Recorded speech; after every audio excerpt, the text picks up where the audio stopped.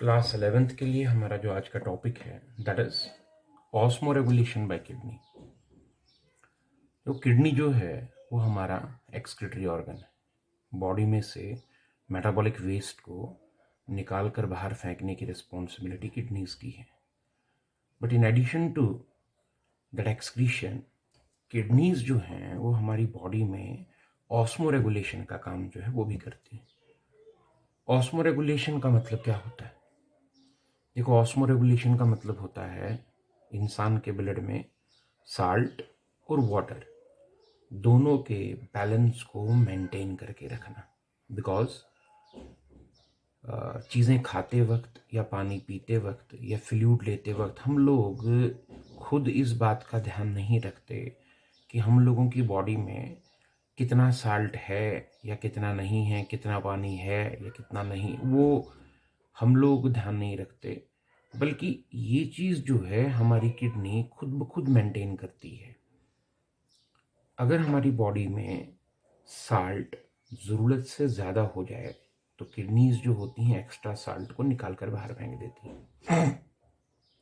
पानी अगर बॉडी में ज़रूरत से ज़्यादा चला जाए तो किडनी एक्स्ट्रा वाटर को भी निकाल कर बॉडी से बाहर फेंक देती और इस तरह से ऑस्मोरेगुलेशन का काम करती।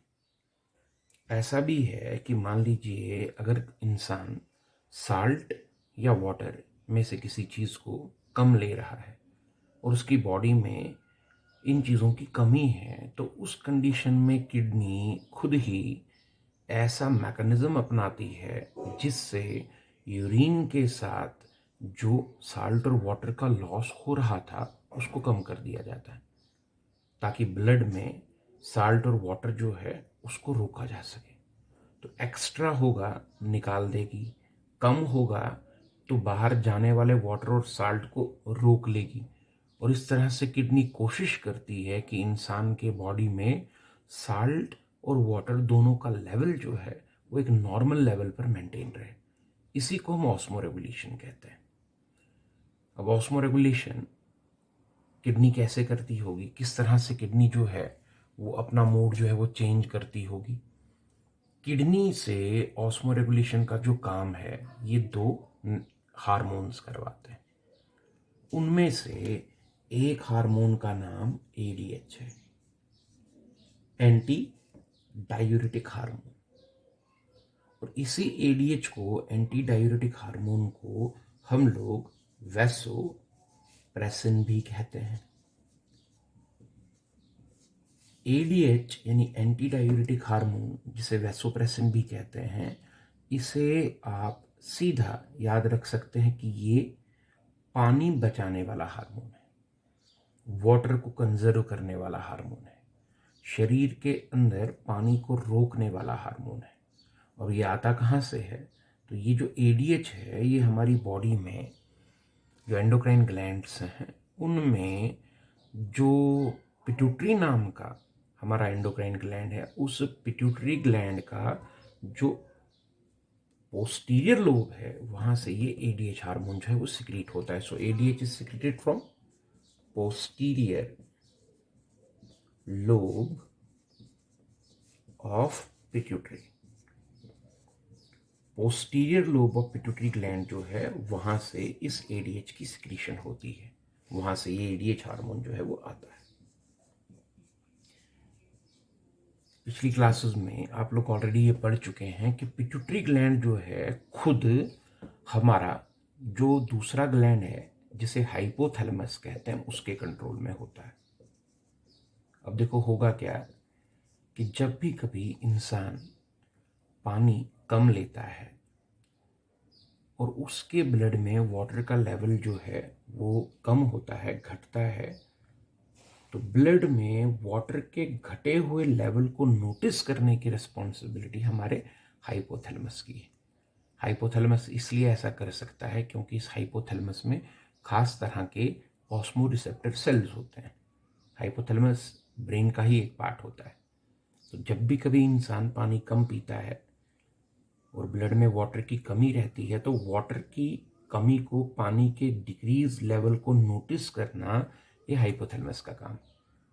और जैसे ही हाइपोथैलेमस इस चीज़ को भांप लेता है कि इंसान के ब्लड में वाटर कम है, वो स्टिमुलेट कर देता है पिट्यूटरी के एंटीरियर लोब को, और फिर पिट्यूटरी का एंटीरियर लोब वहाँ से एंटी डायूरेटिक हार्मोन यानी वैसोप्रेसिन की सिक्रीशन कर देता है। अभी एडीएच करेगा क्या? एडीएच ब्लड सर्कुलेशन के थ्रू इंसान की किडनी के अंदर घुसता है, और किडनी में, जैसे ऑलरेडी पिछले टॉपिक में हम पढ़ चुके हैं, किडनी के जो ये स्ट्रक्चरल और फंक्शनल यूनिट्स होते हैं जिन्हें नेफ्रॉन कहा जाता है, उन नेफ्रॉन्स के सभी पार्ट्स हम लोग पढ़ चुके हैं। उनका काम हम ऑलरेडी अपने पीछे वाले लेक्चर्स में पढ़ चुके हैं। उनमें इस तरह से अलग अलग पार्ट्स थे, और उन्हीं पार्ट्स में आपको ये डीसीटी और कलेक्टिंग ट्यूब्यूल, इन पार्ट्स के बारे में बताया गया था। आपसे कहा गया था कि पीसीटी, लूप ऑफ हेनले, इनका क्या काम है। आपसे ये कहा गया था कि पीसीटी मैक्सिमम चीज़ों को रीअब्जॉर्ब करता है, including glucose, amino acids, vitamin वगैरह। आपसे ये भी कहा गया था कि लूप ऑफ हेनले जो है उसकी दीवारों के अक्रॉस वाटर और साल्ट रीअब्जॉर्ब होता है।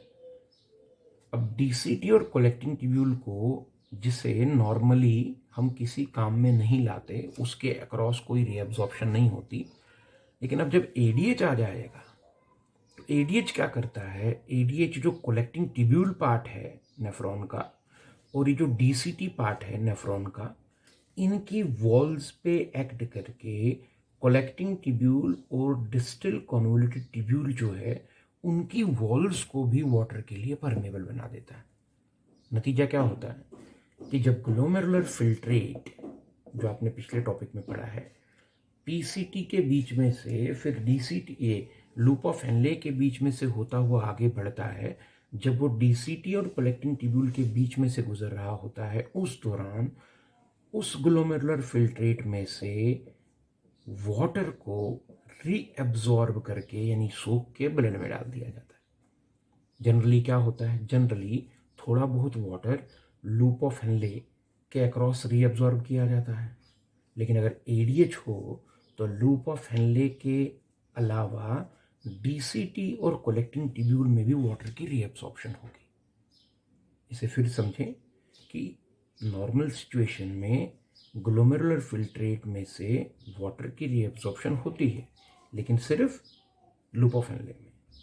जब एडीएच होगा तो लूप ऑफ हेनले के अलावा कलेक्टिंग ट्यूब्यूल और डिस्टल कॉन्वोल्यूटेड ट्यूब्यूल की दीवारों के अक्रॉस भी वाटर की रीअब्सॉर्प्शन होगी। और इस तरह से देखा जाए तो एडीएच जो है वो ग्लोमेरुलर फिल्ट्रेट में से वाटर की रीअब्सॉर्प्शन को कई गुना बढ़ा देगा। नतीजा ये होगा कि आगे यूरिन में वाटर का लॉस कम होगा। जितना हम पानी कम पिएंगे, ब्लड में जितना पानी कम होगा, पिट्यूटरी के पोस्टीरियर लोब से उतना ही ज़्यादा एडीएच आएगा, और जितना ज़्यादा एडीएच आएगा, ग्लोमेरुलर फिल्ट्रेट में से वाटर की रिटेंशन, वाटर की रीअब्जॉर्प्शन उतनी ज़्यादा होगी, और यूरिन में वाटर का लॉस उतना ही कम होगा। इस तरह से देखें तो एडीएच हार्मोन किडनी के नेफ्रॉन्स में वाटर को बचाता है, उसे ब्लड से निकलने से रोकता है। यूरिन आउटपुट इससे घट जाएगा। By the influence of ADH urine output घट जाएगा, क्योंकि बॉडी के अंदर ढेर सारा वाटर रुक रहा है, और ये ज़रूरी है क्योंकि इंसान के ब्लड में उस दिन पानी कम है। इस तरह से किडनी से वाटर को बचवाने वाला हार्मोन जो है वो ये एडीएच है। सेम यही चीज़ साल्ट के लिए भी है, बट साल्ट के लिए जो काम करता है वो एक दूसरा हार्मोन है, उसका नाम है एल्डोस्टेरोन। इसका नाम एल्डोस्टेरोन है। ये जो एल्डोस्टेरोन हार्मोन है ये साल्ट के लेवल को मेंटेन करता है। अब आप सब जानते हैं कि हम लोगों का जो साल्ट है, जो नमक है, वो सोडियम क्लोराइड है, NaCl जो हम खाते हैं। लेकिन ये NaCl जब हमारी बॉडी में जाता है तो वहाँ ब्लड में ये Na पॉजिटिव और Cl नेगेटिव आयंस में डिसोसिएट हो जाता है। अब होता ये है कि सोडियम आयन और क्लोराइड आयन जब बॉडी के अंदर ब्लड में घूम रहे होते हैं तो इनका लेवल हमने मेंटेन करना है, बट इन दोनों का चार्ज क्योंकि अपोजिट है, इसलिए सोडियम आयन और क्लोराइड आयन जो होते हैं वो एक दूसरे को अट्रैक्ट करते हैं। तो आपको इन दोनों को बैलेंस करने की ज़रूरत नहीं है। अगर आप सिर्फ सोडियम के लेवल को मेंटेन कर लें तो क्लोराइड का लेवल जो है खुद ब खुद मेंटेन हो जाएगा।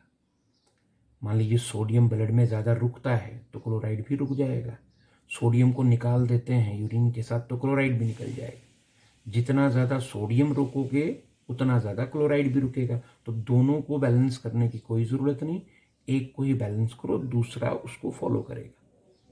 एल्डोस्टेरॉन सोडियम के लेवल को मेंटेन करता है और क्लोराइड का लेवल उसके अकॉर्डिंगली मेंटेन हो जाता है। अब ये कैसे काम होता है? देखो, किडनी के नेफ्रॉन में एक खास हिस्सा होता है जिसे हम JGA कहते हैं। किडनी के नेफ्रॉन में एक बड़ा खास हिस्सा होता है जिसे JGA कहते हैं, जक्स्टा ग्लोमेरुलर अपरेटस कहते हैं, जक्स्टा ग्लोमेरुलर अपरेटस। और ये जो JGA है, जक्स्टा ग्लोमेरुलर अपरेटस है, इसका ये काम है कि ये नोटिस करे कि इंसान के ब्लड में कितना सोडियम है। जब कभी इंसान नमक कम खाता है, साल्ट कम लेता है और ब्लड में सोडियम की कमी होती है, तो इस चीज़ को भांपता है JGA का सेल, जक्स्टा ग्लोमेरुलर अपरेटस का सेल, जो कि किडनी के नेफ्रॉन में। और ये JGA सोडियम की कमी के कंडीशन में इंसान के ब्लड में रेनिन नाम का एक केमिकल सबस्टांस सेक्रीट कर देता है। आसान सा काम है कि जब नमक कम खाएंगे, ब्लड में सोडियम का लेवल कम होगा, तो किडनी के नेफ्रॉन का ये जो JGA है, ये रेनिन नाम का एक केमिकल सबस्टांस इंसान के ब्लड में डाल देगा। रेनिन क्या करेगा? देखो, ऑलरेडी हमारे ब्लड में पहले से ही एक प्रोटीन, इनएक्टिव प्रोटीन, जिसे NGO टेंसिनोजेन कहते हैं, वो प्रेजेंट है। This is already present in our blood. ये एक प्रोटीन है जो हमारे ब्लड में ऑलरेडी प्रेजेंट है इनएक्टिव फॉर्म में। अब JGA जब ब्लड में रेनिन डाल देता है तो ये रेनिन इस एंजियोटेंसिनोजेन को एक्टिवेट कर देता है एंजियोटेंसिन में। So this renin results into activation of angiotensinogen protein, ये ब्लड में ही है पहले से, into angiotensin। और एक बार जब ब्लड का एंजियोटेंसिनोजेन एंजियोटेंसिन में बदल जाता है, बदलने लगता है, तो जो ये एंजियोटेंसिन है, ये क्या करेगा? दिस एंजियोटेंसिन विल स्टिमुलेट हमारी जो किडनी होती है, इन किडनीज के ऊपर इस तरह से टोपी की तरह ग्लैंड पाया जाता है जिसे एड्रिनल ग्लैंड कहते हैं, दोनों किडनीज के ऊपर। ये एंजियोटेंसिन किडनी के ऊपर मौजूद ये जो एड्रिनल ग्लैंड है, इस एड्रिनल ग्लैंड को स्टिमुलेट कर देता है। और एड्रिनल ग्लैंड जो है, इस एड्रिनल ग्लैंड में से ये हार्मोन निकल आता है जिसे एल्डोस्टेरॉन कहते हैं। तो ये एक साइक्लिक सा प्रोसेस है, चेन लाइक प्रोसेस है कि ब्लड में सोडियम की कमी को नोटिस करना JGA का काम है, और JGA ब्लड में सोडियम की कमी हो तो रेनिन ब्लड में डाल देगा। रेनिन ब्लड में ऑलरेडी मौजूद एंजियोटेंसिनोजेन को एंजियोटेंसिन में कन्वर्ट कर देगा, और एंजियोटेंसिन किडनी के ऊपर रखे हुए इस एड्रिनल ग्लैंड को स्टिमुलेट कर देगा ताकि उसमें से एल्डोस्टेरॉन निकल आए। अब ये एल्डोस्टेरॉन जो है, ये क्या करेगा? ये वही काम करेगा जो कि ADH पाने के लिए किया करता था। ये एल्डोस्टेरॉन जाके किडनी के नेफ्रॉन के वो जो अगले 2 पार्ट्स हैं, डीसीटी और कोलेक्टिंग ट्यूब्यूल, उनकी वॉल्स को परमिएबल बना देगा सोडियम के लिए, ताकि ग्लोमेरुलर फिल्ट्रेट में से सोडियम का रीअब्सॉर्प्शन जो है वो बढ़ जाए और यूरिन में सोडियम का लॉस कम हो जाए। और यूरिन में सोडियम का लॉस कम होगा तो क्लोराइड का लॉस तो ऑलरेडी कम हो जाएगा। इस तरह से पानी को बचाने का काम एडीएच करता है और साल्ट को बचाने का काम जो है वो एल्डोस्टेरॉन करता है। एडीएच और एल्डोस्टेरॉन इन दोनों हार्मोन्स की मदद से किडनी का नेफ्रॉन हमारी बॉडी में वाटर और साल्ट के लेवल को मेंटेन कर पाता है, और इसलिए हम कहते हैं कि किडनी एक्सक्रीटरी ऑर्गन होने के साथ साथ ऑस्मोरेगुलेटरी ऑर्गन भी है। एक और चीज़ जो ऑस्मो रेगुलेशन में बड़ी हेल्पफुल है, वो आपने लास्ट लेक्चर में देखी थी, वो ये कि हमारी किडनी में जो कॉर्टिकल नेफ्रॉन होते हैं और दूसरे जो नेफ्रॉन थे जो हमने पढ़े हैं, जिन्हें जक्स्टा मेडुलरी नेफ्रॉन कहते हैं, उनमें भी आप लोगों ने देखा है कि जक्स्टा मेडुलरी नेफ्रॉन का जो लूप ऑफ एनले है बड़ा है, वो पानी और साल्ट को ज़्यादा बचा सकता है। तो पानी और साल्ट की कमी की कंडीशन में इसके अलावा, जो आप आज पढ़ा, इसके अलावा वो चीज़ भी होती है कि साल्ट और वाटर की कमी की कंडीशन में कॉर्टिकल नेफ्रॉन्स की ब्लड सप्लाई को घटाकर जक्स्टा मेडुलरी नेफ्रॉन की ब्लड सप्लाई को बढ़ा दिया जाता है, क्योंकि वो ज़्यादा पानी और साल्ट को बचाने की कैपेबिलिटी रखते हैं। तो थोड़ी सी मदद उस मैकेनिज्म से हो जाती है और बाकी मदद जो है वो इन हार्मोन्स की मदद से हो जाती, और इस तरह से किडनी ऑस्मो रेगुलेशन का काम जो है हमारी बॉडी के अंदर परफॉर्म करती है।